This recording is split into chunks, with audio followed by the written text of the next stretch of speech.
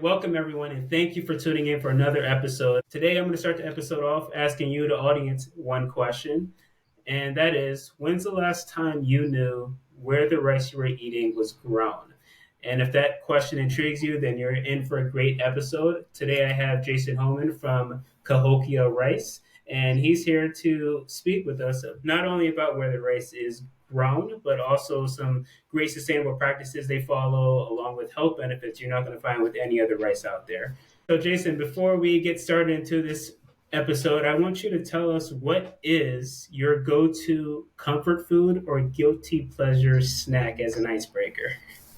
All right, that is a great one. Good icebreaker, and thank you for having me.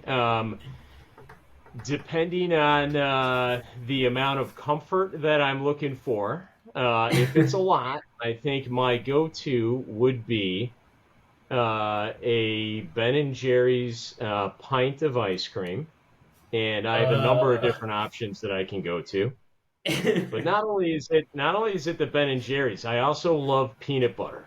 So I'm a bit I so what I'll do is I'll combine a little bit of the peanut butter in the pint of Ben and Jerry's. Now that's if I'm uh-huh. looking to get real comfortable.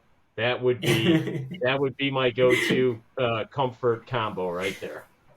Nice. That's yeah, we definitely have some similarities there. The peanut butter cup Ben and Jerry's is one of my favorites for sure.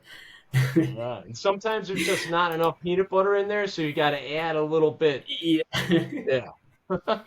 Nice. So thank you again for joining us. So let's start off with just telling us what is Cahokia rice and how is it healthier? Sure. So Cahokia rice is a one-of-a-kind variety of rice. It is not like any other rice that's grown in the world. So Cahokia rice has 53% more protein content per serving than other rice. Hmm. We are certified non-GMO. We're also arsenic and heavy metal free. So we are free from cadmium, mercury, lead, and arsenic. We regularly have our rice tested for heavy metals. We have an extremely low glycemic index of 41, making Wow. our white rice a diabetic friendly white rice. So it does not create the same blood sugar spike that is typically associated with white rice. So our higher protein content and our very low glycemic index makes us a healthier rice for you. That's amazing. And I got to say, that's what intrigued me about that rice was the first time I came across it in Chicago at the National Restaurant Association show. And I definitely have bought some myself. I'm guilty of it, and I'm recommending it to my family. I have diabetics in my family. I think it's very awesome, that aspect of it. And so, why don't you tell us, how was this rice developed?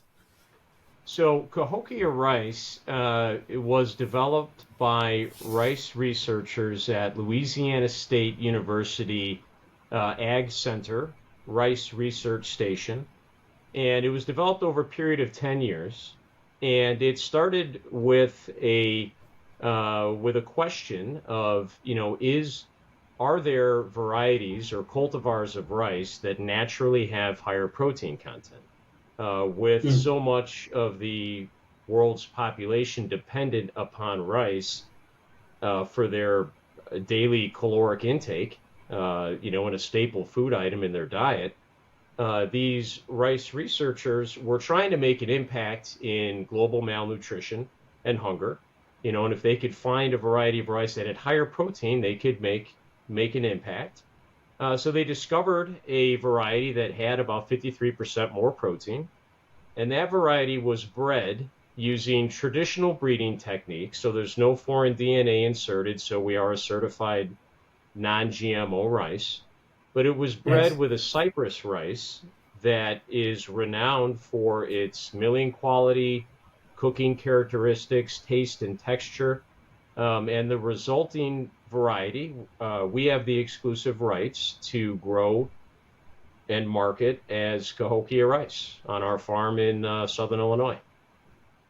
Wow, that's powerful. It's always cool to understand like the benefits behind something, but to understand the why behind it, I feel like is more Mhm. powerful than anything else. So that's definitely a powerful story on the why it was brought together, and it's great to see that it is an option out there for Mhm. people. And I have to ask, why does a healthier rice matter? And that's something I'm sure some of our audience members may be thinking themselves. Yeah, yeah, it's a great question. And of course, there is a an overall movement towards healthier eating, knowing where your food is coming from, who's growing it, more protein. But I think more importantly, over the last couple decades, we have seen globally and on the North American continent. Um, Steadily increasing rates of diabetes. Diabetes is now one of the top 10 leading causes of death uh, around the world. And Mm. by 2045, in North America, 15% of the population is expected to have diabetes. So do we think so it's a major problem. And do we think that Yeah. Cahokia rice is the cure for diabetes? No. Is it a can it be a very important tool in the toolkit of a healthier lifestyle and healthy eating for people who love and enjoy rice and want to eat it every day that may be diabetic or at risk for developing diabetes? Absolutely. Yep. So it does matter, and there is a need for a healthier rice for those that love and enjoy it. Yeah, I couldn't agree more on why everyone would love for there to be a cure for diabetes. At the same time, we need to focus on management tools that we have for it as well. And obviously, Hmm. food, the source of food, and the nutritional values behind it is definitely going to make a big impact on that part of it. Yeah, and So, we regularly hear reviews, and customers contact us and they report that Cahokia rice does not create the same blood sugar spike when they test their blood sugar. So, and we love hearing reports of that where previously someone who loves rice may not be able to have white rice because of the blood sugar spike. When they try Cahokia rice, not only do they love the way it tastes, but it doesn't produce the same blood sugar spike. So they're free to eat delicious white rice again. yeah, yeah. And speaking of reviews, I'm huge on it. I told you about that, and I found you guys on Google, and it was like I can't remember, a couple hundred, few hundred reviews, and like five Hmm. stars. I'm like, who gets that on rice? This must be something amazing. Yeah, yeah, Very cool. So, are there benefits of low GI diet foods in academic food service settings? Because most of our audience are in that setting, maybe more specifically college and universities. So, are there benefits to that? yeah, yeah. That is a great question, and we've read a number of studies where um, that have been done in an academic setting on how a low GI diet can affect things like executive functioning, self-regulation, memory, impulsivity, and focus.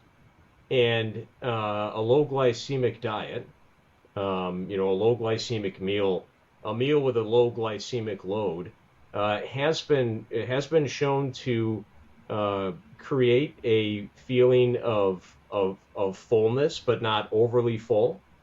So students are able to focus longer. It has shown that meals with a low glycemic load can lead to increased attention span, and in younger children, reduced impulsivity, and higher rates of self-regulation, all which can translate into because the food that students eat has an effect on their bodies and on their minds, and Mm. um, And, a lot of what we have found is that it can lead to some, higher functioning in an academic setting, in a learning environment. So again, is it low glycemic food is going to you know be a silver bullet? No. Is it another tool in the toolkit in an academic setting? Absolutely.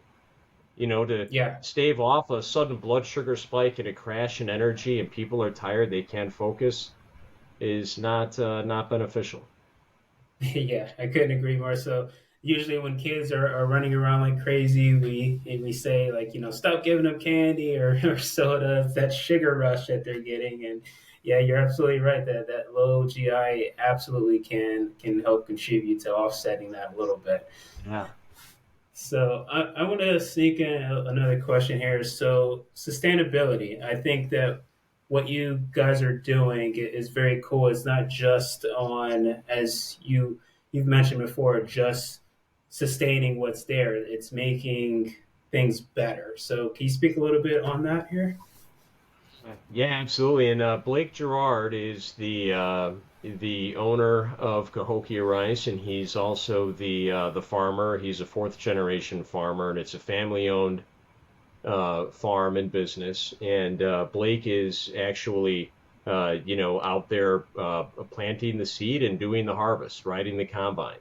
So he's doing it, and farming is in his DNA. He lives it, eats it, and breathes it. He's passionate about what he does, and he has places a very heavy emphasis on water conservation. He's engineered a water management system on the farm that is amazing. Soil preservation, erosion prevention, making sure that the soil is nutritious because everything is, it comes from the soil.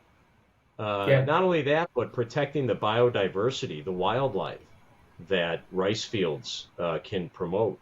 Blake has even, he's working on setting up a monarch butterfly, habitat, on Wow, on his that's farm, cool.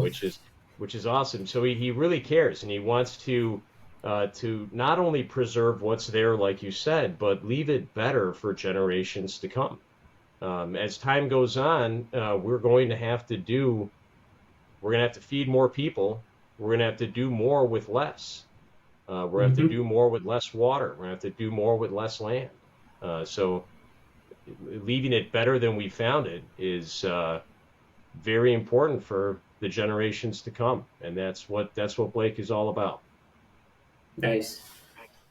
And so, speaking of all that, what is the Cahokia Rice mission? Yeah. So Blake, his vision for Cahokia Rice is to bring a delicious, healthier, locally and sustainably grown rice to consumers and institutions, of course, in Illinois and in the Midwest, but far beyond that, and to leave the soil, land, and wildlife that inhabit the land much better than when we found it, and to have a positive impact in the health of as many people as we can. And there is another aspect of, we can grow rice right here in Illinois. And a lot of rice and to create a more sustainable regional supply chain for something like rice. There's no need for it to come from anywhere else but Illinois if you're in the upper Midwest. We can grow it right here. Nice.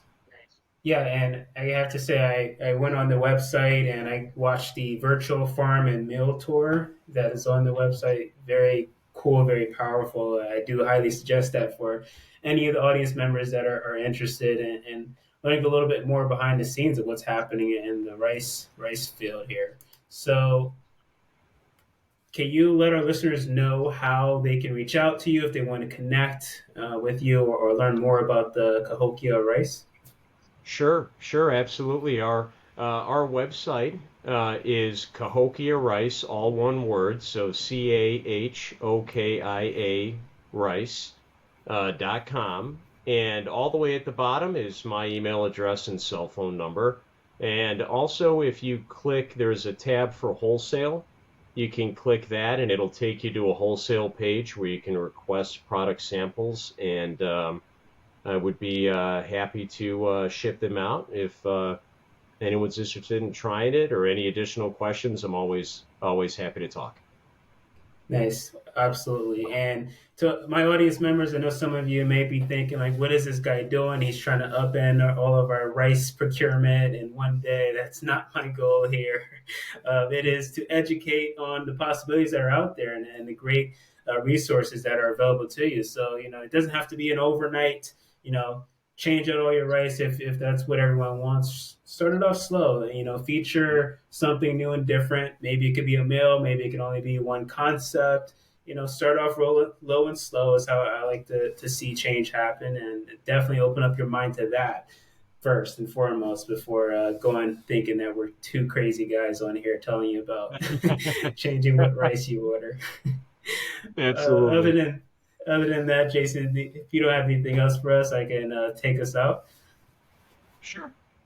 All right, so listeners, thank you again. I address all of you as RAF Nation. You're all remarkable academic food ambassadors, and I thank you for all you do. And thank Jason for coming on and all that he does and what Cahokia Rice is doing to contribute to RAF Nation. So until next time, everyone, this is Joshua Miller, your host, and Jason Holman, our guest, signing off.